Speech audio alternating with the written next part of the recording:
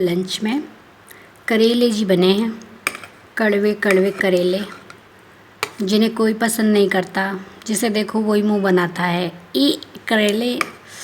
लेकिन इसे मैंने इसको बनाया है भरमा तरीके से, जैसे भट्टे बनाते हैं।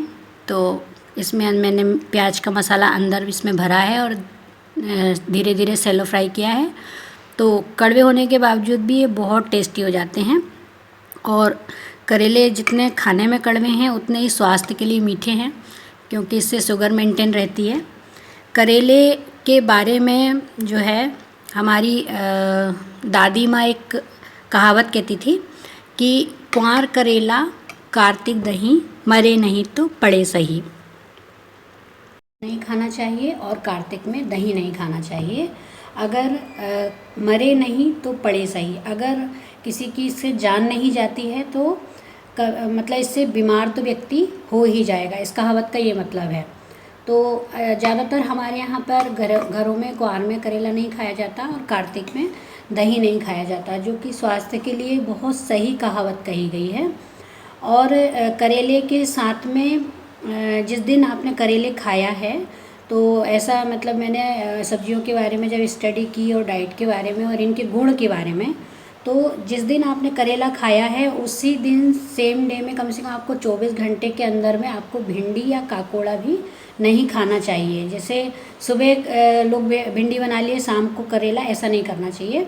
या अगर बनाना है तो नेक्स्ट डे में ही बनाएं या एक दिन छोड़ के ही बनाएं, तभी ये शरीर में पचेगा और इसके गुण मिलेंगे, क्योंकि इनके गुण लगभग समान हैं। दोनों ही तीनों ही पार्ट, दोनों ही काकोड़ा, भिंडी और करेला, तीनों ही जो है वो शुगर मेंटेन करते हैं। लेकिन इनकी प्रवृत्ति अलग अलग है, एक मीठी है एक कड़वी है। जब इन्हें हम साथ में खाते हैं तब ये हमारे शरीर में नहीं पचती है और स्किन की प्रॉब्लम ये क्रिएट कर सकती है। तो ऐसा मैंने आयुर्वेद की किताब में देखा है। इसके एविडेंस के लिए मैं किताब का नाम दूंगी आपको देख करके कि किस किताब में मैंने देखा है। तो जो है एक तो ये चीज़ हो गई कि ये चीज़ें साथ में नहीं खाना है, और बनाने का भी इनका है। अगर आपने करेले में नमक डाल के उसका पानी निकाल दिया तो करेले से आपको कोई भी फ़ायदा नहीं मिलने वाला है। तो मेरा जो आज ये करेला बना है, इसे मैंने बस इसकी स्किन को हल्का सा निकाल लिया है और प्याज का मसाला इसके अंदर भर के सेलो फ्राई किया है। तो ये कड़वा है, इसका मैंने पानी नहीं नितारा है। इसी हालत में आप खाओगे तभी ये फ़ायदा करेगा। और अगर नमक डाल के आपने पानी निकाल दिया तो ये शुगर और स्किन प्रॉब्लम के लिए ये कुछ भी इसके गुण काम नहीं आएंगे। और अगर आप इसे ऐसे ही खाते हैं तो इससे स्किन भी ठीक रहेगी और शुगर भी मेंटेन रहेगी। इसी तरह से भिंडी को जब हम बनाते हैं तो उसे बहुत ज़्यादा भूंज लेते हैं अगर, और उसका लसलसा जो पदार्थ है उसी से शुगर मेंटेन होती है। अगर हम उसे ही भूंज के ख़त्म कर देते हैं तो भिंडी खाने का भी कोई मतलब नहीं है। फिर आप सीधे सीधे कचरा ही खा रहे हैं जो बस स्वाद देगा और शरीर में होके निकल जाएगा। उसके एक भी आपको बेनिफिट आपको मिलने वाले नहीं हैं।